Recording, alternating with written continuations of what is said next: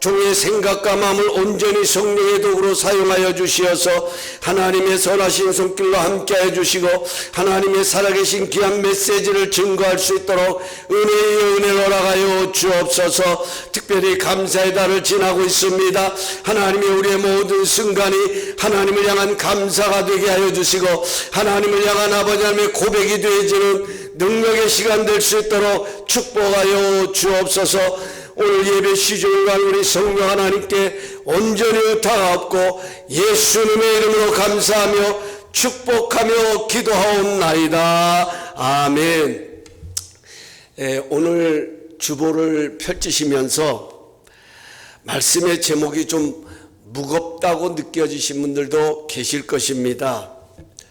더욱이 감사절 한 주간을 앞에 두고 왜 이런 주제를 정했을까 하는 질문이 생길 수도 있습니다.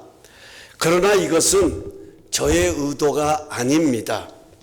지난 한 주간 저 안에서 계속 묵상으로 자리했던 것이 바로 이 주제입니다. 교만과 겸손이 우리의 영적 생활에 얼마나 큰 영향을 주는지 나누고 싶었습니다. 우리는 누구나 시냇가에 심겨진 나무처럼 하는 일마다 형통하는 복 있는 사람이 되기를 소망합니다. 하지만 이런 복 있는 사람이 되려면 반드시 경계해야 할 영적인 성품이 있습니다. 바로 교만입니다. 오늘 본문에도 기록된 것처럼 교만은 패망의 선봉이기 때문에 우리는 항상 교만을 경계해야 합니다. 여기 선봉이라는 말은 앞잡이 또는 길잡이라는 뜻입니다. 앞잡이는 앞장서서 이끄는 것을 앞잡이라고 표현을 하고 길잡이라고 하는 것은 앞서서 길을 안내하는 것을 길잡이라고 표현합니다. 교만은 멸망의 길로 앞장서서 안내하고 이끄는 입장이고 앞잡이고 길잡이라는 뜻입니다. 그렇다면 도대체 교만이 무엇이길래 교만이 패망의 선봉이 되는 것일까요? 일반적으로 사람들은 교만하면 하나님의 심판을 떠올립니다. 하나님이 교만을 미워하고 싫어하시기 때문에 멸망한다 이렇게 생각합니다. 물론 이 생각은 틀린 것은 아닙니다. 하지만 100% 맞는 생각도 아니다 하는 것입니다. 하나님은 교만한 자를 미워하시는 것 맞습니다. 우리가 함께 읽었던 잠언 16장 그 앞에 부분 5절에 가서 보면 하나님은 교만한 자를 미워하신다라고 분명하게 기록하고 있습니다. 그렇다고 교만한 자를 멸망에 이르게 하시는 분은 아니십니다. 우리 하나님은 살리는 분이십니다. 죄인도 찾아 구원하시는 분이 바로 하나님이십니다. 만약 하나님이 교만한 자를 미워하기 때문에 멸망에 이르게 된다면 여러분과 저도 벌써 멸망에 이르렀어야 합니다. 우리는 겸손해서 하나님의 심판에 이르지 아니하는 것은 아닙니다. 하나님께서 교만을 미워하시는 것은 교만의 속성 때문입니다. 사무엘상 15장에 가서 보면 하나님께서 사울을 왕으로 택하시는 장면이 나옵니다. 사울이 잘났고 사울이 특별해서 그를 왕으로 세운 것이 아닙니다. 사울을 통해 이루시고자 하는 하나님의 뜻이 있었다 하는 것입니다. 하나님은 하나님의 마음에 있는 그 계획을 사울을 통해 이루시기를 원하셨습니다. 이것이 오늘 여러분과 저를 부르신 하나님의 마음이고 모습입니다. 여러분 그런 생각해 보셨습니까? 왜 하나님께서 나 같은 사람을 하나님의 자녀 삼으셨을까? 왜 하나님께서 나 같은 사람을, 이 땅에 많고 많은 사람들 중에서 나 같은 사람을 구별하셔서 하나님의 백성으로 부르셨을까? 여러분, 거기에는 분명한 목적이 있다 하는 것입니다. 이게 축복이라는 거예요. 여러분과 저를 향한 하나님의 목적이 있다, 계획이 있다, 플랜이 있다 하는 것입니다. 비록 우리의 상황이 어렵고 힘들어도 하나님께서는 하나님의 이야기를 써내려가시길 원하셔서 우리를 부르시고 우리를 택하셨다 하는 거예요. 우리가 어떤 상황에 있든지, 내가 어떤 조건을 가지고 있든지, 나의 인생의 백그라운드가 어떤 백그라운드를 가지고 있든지 하나님은 상관하지 않습니다. 그건 하나님에게 중요하지 않습니다. 하나님은 나의 삶을 통하여 하나님이 써내려가시기를 원하시는 하나님의 이야기가 있다 하는 것입니다. 하나님께서는 사무엘을 통해서 사울에게 그 하나님의 뜻을 전했습니다. 왕으로 세우자마자 하나님의 마음을 사무엘을 통하여 전달했습니다. 그 내용이 뭐냐면, 너는 가서 이스라엘이 애굽에서 나올 때에 그 길을 가로막고 대적했던 아말렉을 쳐서 그의 모든 소유까지 남김없이 진멸하라고 말씀하셨습니다. 그런데 사울이 어떻게 했습니까? 처음에는 하나님의 말씀대로 움직이는 것 같았습니다. 이스라엘이 애굽에서 나올 때에 이스라엘을 돕고 이스라엘에게 친절을 베풀었던 겐 사람들이 혹이라도 아말렉을 치는 과정 속에 피해를 입을까 해서 그들에게 피하라고 경고를 했습니다. 그리고 겐 사람들이 피신하자마자 이 사울은 아말렉을 공격해 들어갔습니다. 하지만 막상 아말렉을 공격하는 그 과정 속에서 소떼와 양떼와 아말렉 족속들이 가지고 있는 쓸만한 것들을 보니까 너무나도 아까운 것이었습니다. 이런 것들을 다 진멸하기엔 너무나도 아까웠어요. 그래서 성경에 가서 보면 갓나가고 쓸만한 것들은 그대로 살려두고 볼품없는 것들만 멸한 것입니다. 하나님의 뜻보다 자기 보기에 좋은 것을 택한 거예요. 지금 하나님의 뜻을 이루기 위해서 하나님의 뜻을 가지고 하나님의 목적을 이루겠다고 하나님의 일을 감당하겠다고 아말렉을 쳐서 나갑니다. 아말렉을 공격한 거예요. 더욱이 이미 이 전쟁은 사울의 승리로 예견된 전쟁입니다. 왜냐하면 하나님께서 아말렉을 사울의 손에 넘겨주신 거예요. 이미 승리가 보장이 된 겁니다. 그래서 사울은 그 하나님의 말씀에 의지하여서 아말렉을 쳐부숴 나가는데, 눈에 보여지는 것들이 보암직하고 먹음직스럽고 탐스러운 것들이 이 사울의 마음을 바꿔버린 거예요. 하나님의 뜻을 덮어버린 거예요. 하나님의 생각이 가리워버린 거예요. 이런 사울을 보신 하나님은 그를 왕으로 세우신 것을 후회하셨습니다. 그래서 사무엘상 15장 11절에 가서 보면 이런 말씀이 나옵니다. 내가 사울을 왕으로 세운 것을 후회하노니 그가 돌이켜서 나를 따르지 아니하며 내 명령을 행하지 아니하였음이라 하신지라. 사무엘이 근심하여 온 밤을 여호와께 부르짖으니라. 우리 한글 성경에는 후회하노니라고 표현하고 있지만 영어 NIV는 그리브드라는 슬퍼하다라는 표현을 사용하고 있습니다. 하나님의 일을 위해서 부름받았지만 하나님의 뜻보다는 자신의 소견대로 행하는 사울을 보고 하나님은 슬퍼하신 것입니다. 하나님의 마음이 아프셨다 하는 겁니다. 여러분, 교만이 뭘까요?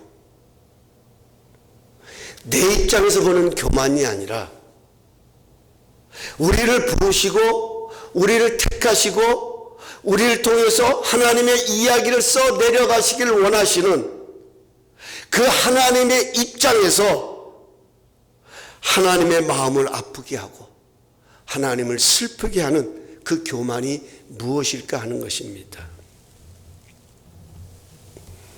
하나님의 일을 한다고 하면서도 하나님의 뜻보다는 내 생각을 앞세우는 것, 어찌 보면 이것이 교만이 아닐까요? 이사야의 말씀처럼 하나님의 생각이 내 생각보다 높고 하나님의 길이 내 길보다 높은데도 내가 중심에 있는 것, 이것이 하나님 보시기에는 교만이다 하는 겁니다. 여러분, 왜 교만이 패망의 선봉이 되느냐? 하나님이 사울을 버리셨기 때문이 아닙니다.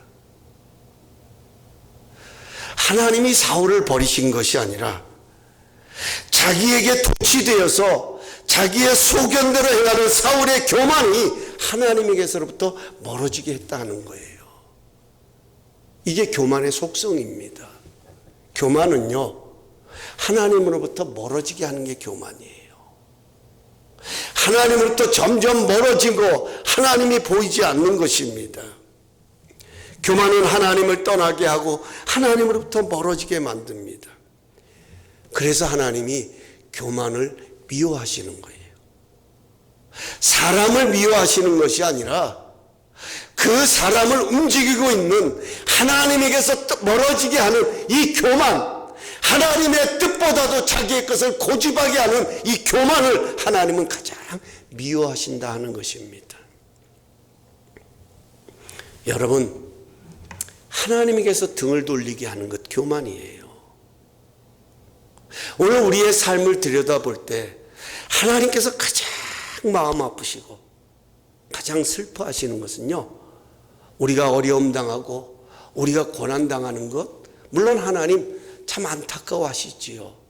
그러나 분명한 것은 이제 우리가 나중에 나누겠지만 그보다 더 하나님이 아프시고 힘들어하시는 게 뭐냐면 하나님의 뜻보다도 자기가 중심이 되어 있는 거예요. 자기가.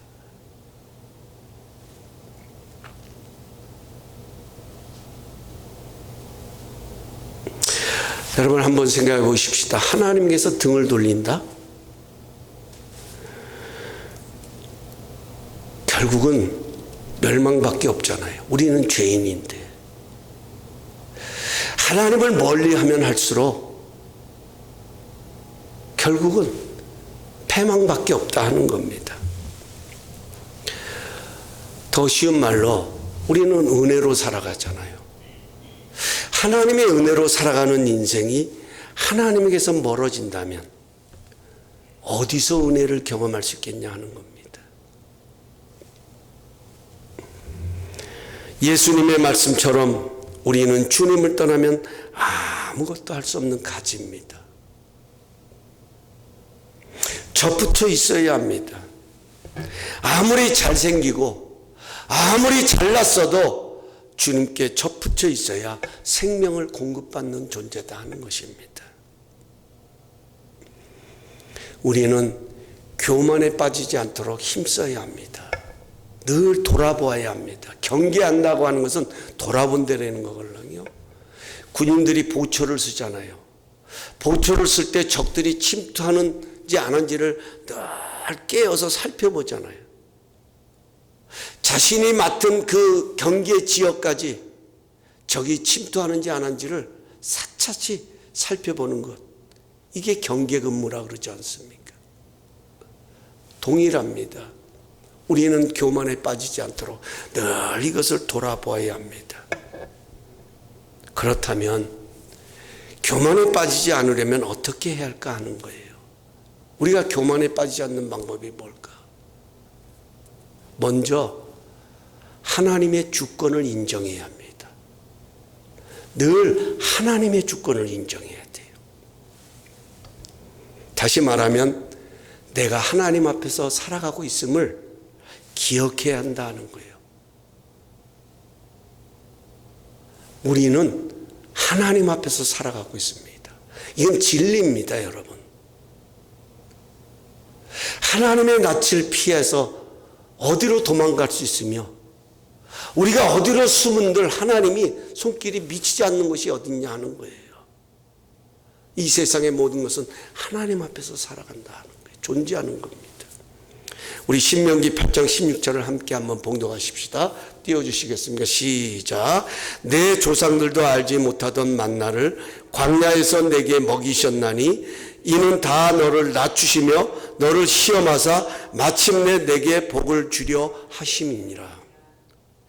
여러분, 이 구절이 뭐냐면 하나님께서 왜 이스라엘 백성들을 광야로 이끄셨을까 하는 그 해답을 주는 말씀이에요.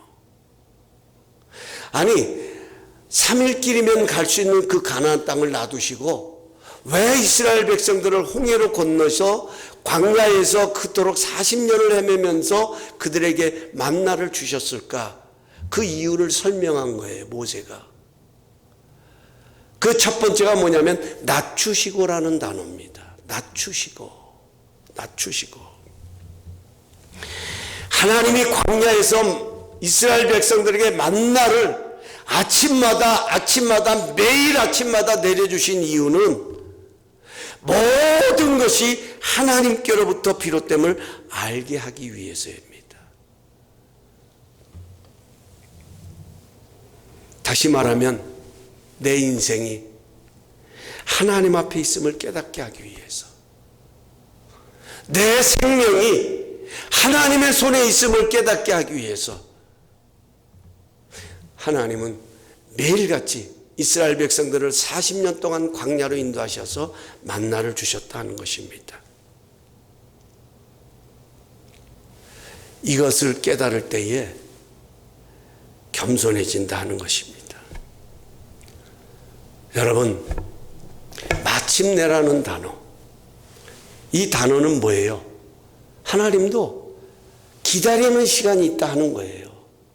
이 백성들을 이끄셔서 하나님이 성취하시고 완성하시는 그 시간을 향해서 하나님도 일하고 계시다는 뜻 아니겠습니까? 마침내 복을 주시려 하십니다.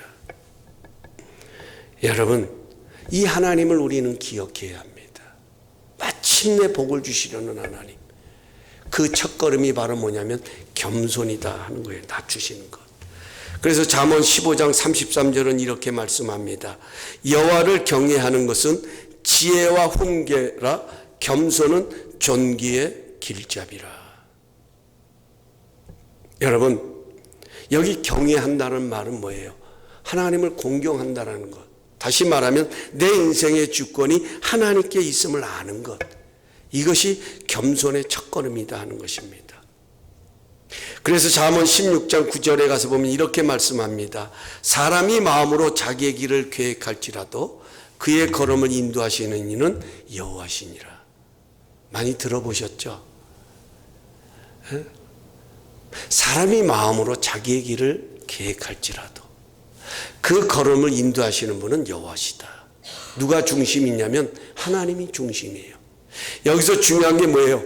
계획보다 중요한 것이 걸음이다 하는 거예요. 걸음. 여러분, 우리가 많은 계획들을 세우지만 그 계획이 좋은 계획도 있지만 그렇지 못한 계획도 있습니다. 잘못된 계획으로 인하여서 잘못된 길을 걸을 때에 그 걸음을 다시 고치시는 분이 하나님이시더라는 거예요. 여기는 그런 의미도 담고 있는 거예요. 우리는 마치 내가 계획하는 것, 하나님이 그 계획이 다 이루어질 수 있도록 하나님이 내 걸음을 그렇게 인도하실 거야 라고 생각하지만, 여러분, 우리가 그렇게 다 우리의 계획들이 바르고 좋은 것만 있는 게 아니잖아요. 때로는 내 욕망에 의한 계획도 있을 수 있고, 나의 어떤 탐욕에 의해서 가지는 계획도 있을 수 있고, 내가 누군가를 대적하고 누군가 비교하고 누구와 경쟁에 의해서 가지는 그런 계획도 있을 수 있잖아요. 근데 하나님이 그 걸음을 인도하신다면 어떻게 그 하나님이 공의의 하나님이고 참된 하나님이냐 하는 거예요. 우리가 어떤 계획일지라도 하나님은 우리의 걸음을 최선으로 인도하시는 분, 우리에게 가장 유익되게 인도하시는 분, 그분이 바로 우리가 경외하고 우리가 공경하는 하나님이다 하는 것입니다. 이 하나님의 주권을 믿고 신뢰하는 것이 바로 축복입니다. 하나님의 주권 아래 겸손함이 존귀의 길잡이가 되는 것입니다. 이 하나님의 주권을 인정하는 방법이 바로 감사입니다. 여러분, 감사는요, 모든 주권이 하나님께 있음을 인정하는 믿음의 행위가 감사예요. 여러분, 사탄이 감사하라고 합니까? 아니, 우리에게 감사의 마음을 심어줍니까? 아니요. 감사는 모든 것이 하나님의 주권 속에 있음을 믿는 자가 하는 것이 감사예요. 여러분, 우리 예수님께서는 이런 말씀하셨어요. 너희는 항상 기뻐하라, 쉬지 말고 기도하라. 그 다음에 뭐라고 말씀하시냐면 범사에 감사하라. 왜 범사에 감사하라고 말씀하셨을까요? 여기 범사에 감사라는 말은요, 한 번 더 생각해보라는 그런 의미가 그 바닥에 깔려 있는 겁니다. 우리가 잘 아는 것처럼 범사에 감사할 수 있나요? 우리에게 그런 상황만 오냐는 거예요.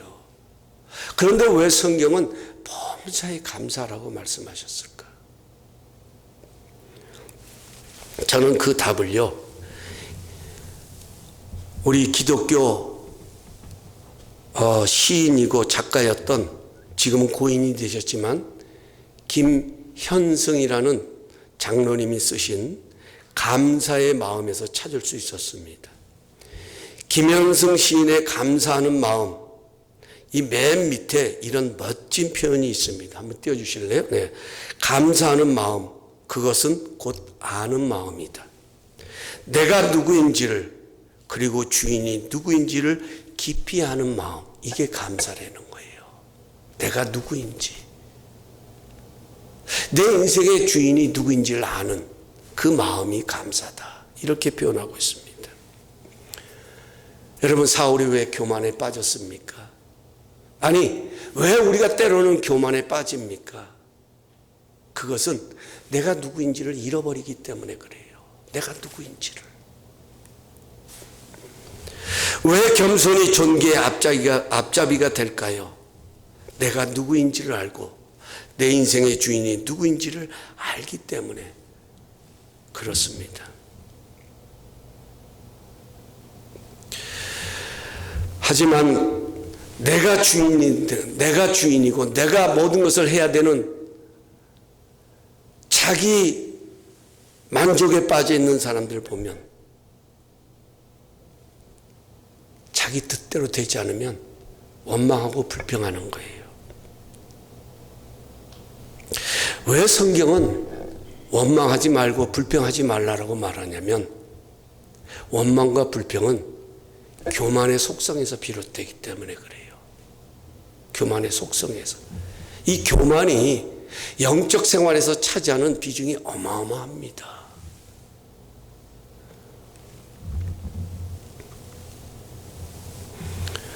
교만이 자리 잡으면 하나님도 안 보이는 거예요. 사람이 부정적이 됩니다. 왜요? 내 뜻대로 안 되니까. 마음이 강팍해. 원망하고 불평하고. 그러다 보면 뭐 소위 말하는 스트레스, 더 나가서는 마음이 항상 근심으로 가득하고, 그러다 보면 사람이 자신도 모르게 부정적으로 바뀌는 거예요.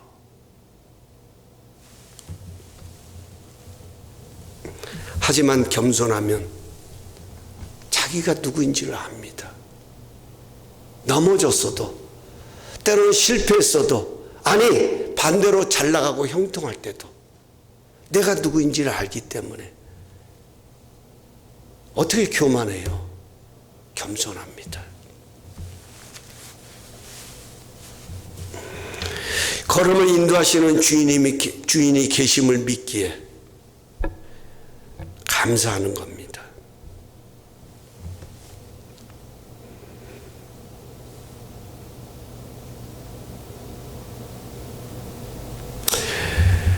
저는 이번에 말씀을 준비하면서 참 제 자신이 먼저 은혜가 되고 제 안에서 감사가 회복됐어요. 이 말씀을 준비하면서, 이 말씀을 묵상하면서. 사실 우리의 상황을 놓고 보면 감사할 수 있는 조건이 얼마나 있습니까? 그런데도 이런 상황 가운데서도 감사할 수 있는 것은 말씀을 준비하다가 그렇지, 이런 가운데서도 이런 나를 위해 일하고 계시는 주님이 계시다고 하는 것이 참 감사했어요. 만약 그 주인이 안 계시고 지금의 내 모습이 이것이 나 홀로 이 길을 걸어가야 된다고 하면 얼마나 고통스럽고 얼마나 참 안타까울까 하는 그런 마음이 제 안에 자리 잡았습니다. 하지만 비록 삶은 곤고하고 어렵고 힘들어도 이 어려움을 통해서 정말 깨달아야 할 것을 깨닫게 하시고, 내가 알아야 할 것을 알게 하시고, 내가 변화되어야 될 것을 고칠 것을 고치게 하시고, 내가 자라가야 하는 부분을 자라가게 하시는 하나님, 그분이 내 안에서 그 일을 행하고 계시다고 하는 이 사실을 생각할 때에, 이 믿음을 가질 때에 얼마나 감사한지 모르겠습니다. 손에 잡혀서 감사한 것이 아니라, 내 눈에 보여서 감사한 것이 아니라, 내 귀에 들리기 때문에 감사한 것이 아니라, 아니요, 그분이 지금도 나를 위해서 일하고 계시다는 이 믿음 때문에 감사하고 소망을 갖게 된다는 겁니다. 특별히 말씀을 전하는 목사로서요, 가장 힘든 것이 있다고 하면 제가 한 설교를 다시 듣는 겁니다. 정말 힘들어요, 여러분. 여기 우리 김용건 집사님이 매주 저렇게 동영상을 찍습니다. 아니, 성도님들 얼마 안 되는데, 아니 무슨 교회가 동영상을 찍고 난리냐고 할 수 있겠지만, 제가 이것을 뭐 어디에다가 드러내고 유튜브에 올리려고 누구처럼 제가 유튜버가 되려고 하는 것이 아니라, 저는 매주일마다 이 영상을 봐요. 제가 봐요. 어떨 때는 제 얼굴이 뜨겁습니다. 어떨 때는 죄송한 표현이지만 저것도 설교라고 하나, 제가 준비한 게 맞는가? 어떻게 저런 표현을 썼을까? 어떻게 저렇게 헛발음을 할 수 있을까? 어떨 때는 행동하는 하나하나를 보면서요, 너무 부끄러워요. 너무 부끄러워요. 그런데요, 참 신기한 것이 있습니다.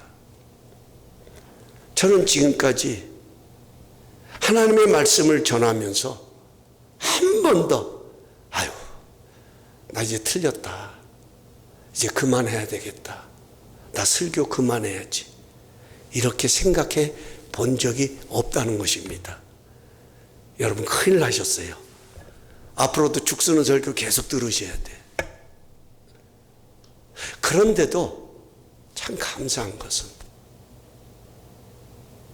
내가 이런 존재라는 것을 알면서도 다음 주일이 기다려지는 거예요. 더 잘 준비하고 더 열심을 다해서 해야 되겠다는 이런 마음들이 제 안에 간절해요. 여기 제 아내가 앉아있지만 토요일 날 되면 저 바짝 긴장합니다. 답답할 때는요, 어제 저녁에도 교회 와서 혼자서 저 뒷자리에 앉아서 기도하면서 이 말씀 준비했어요. 잘하고 못하고가 중요한 것보다도 내가 잘하든 못하든 이것이 하나님이 나에게 주신 특권이고 축복이라는 이 사실 때문에 더 잘해보고 싶고 더 열심을 내보고 싶은, 사람이 얼마가 모이든 이것이 중요한 것이 아니라 더 충성하고 싶은 이 열망이 간절한 거예요. 간절한 거예요. 그래서 저는 저를 압니다. 주님이 도와주시지 않으면, 주님이 사용하시지 않으면 아무리 이 설교 원고가 정말로 빼놓을 수 없는 그런 설교가 된다 할지라도 주님이 도와주시지 않으면 나는 아무것도 아니에요. 제가 죽 써도요, 성령님이 우리 가운데 함께 하시면 알아서 해석해 주십니다. 그분이 직접 여러분들에게 해석해 드릴 거예요. 사랑하는 성도 여러분, 감사는 하나님의 주권을 인정하는 믿음의 행위입니다. 상황이 좋아서만 감사가 아닙니다. 내 인생의 주인이 계심을 믿기에 감사하는 것입니다. 이번 추수감사절이 내가 누구인지를 알고 주인이 누구인지를 깨달아가는 그런 추수감사절이 되었으면 좋겠습니다. 우리는 은혜로 살아갑니다. 오늘 내가 숨 쉬는 것도 은혜입니다. 내가 아침에 자고 일어나는 것도 당연한 것 같지만 그것 또한 은혜입니다. 모든 것이 은혜입니다. 절대로 현상만 보고 감사의 조건을 찾지 말고 마음으로 내 길을 계획할지라도 그 걸음을 인도하시는 하나님의 최선을 바라보고 우리 모두 감사하는 자가 되십시다. 이것이 바로 우리를 향하신 하나님의 뜻이고 마침내 복을 주시는 하나님의 축복의 통로이다 하는 것입니다. 오늘은 우리가 찬양을 드리기 전에 다른 때와는 좀 달리 오늘 주신 말씀을 붙들고 먼저 기도하는 시간을 가졌으면 좋겠습니다. 우리의 상황이 어떻습니까? 세계의 정세는 어떻습니까? 정말 어둡고 암울합니다. 그러나 중요한 것은 이럴수록 우리는 내가 누구인지를 알아야 되고 우리 인생의 주인이 누구인지를 깨달아가는 그런 감사의 절이 되어야 될 것입니다. 오늘 이 시간 하나님 앞에 우리 기도하실 때에 하나님 교만은 물리치게 하여 주시고 더욱 겸손한 자로 하나님의 존귀함을 입어갈 수 있는 우리의 삶이 되게 하여 주옵소서. 하나님의 은혜로 살아가는 존재입니다. 더욱더 하나님의 존귀함을 입는 그런 복 있는 삶이 될 수 있도록 우리 다 함께 합심하여 한번 주님 한번 힘차게 부르며 통성으로 기도하며 나갑니다. 주여